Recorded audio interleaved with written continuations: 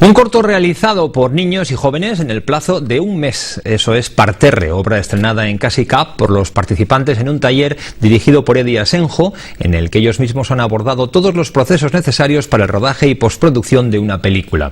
Una experiencia única y muy grata para todos que se repetirá.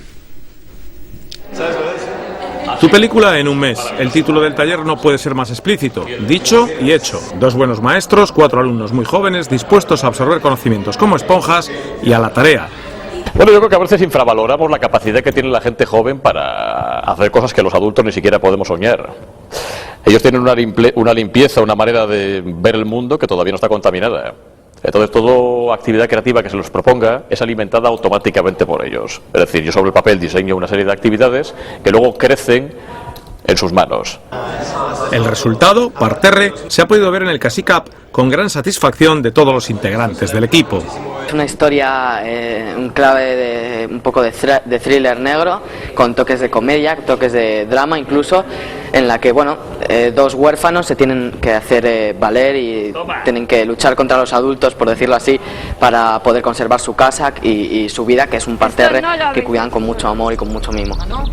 Todos los exteriores se han rodado en Camargo, utilizando localizaciones perfectamente reconocibles, pero diferentes en el corto. Yo tenía una idea totalmente diferente, no había pensado en todo lo de montar, todo lo del guión. Pensaba que el guión ya estaba hecho y nosotros lo único que hacíamos era rodar.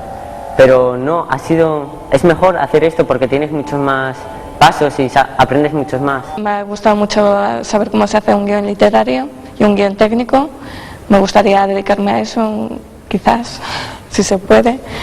Me ha gustado mucho cómo ha quedado porque nosotros no sabíamos nada, lo han estado montando Eddie y Felipe y la verdad me he llevado una sorpresa porque ha quedado bien, al final me ha gustado. La experiencia ha sido excepcional para jóvenes aprendices y también para sus maestros, tanto que ya está en marcha una segunda edición.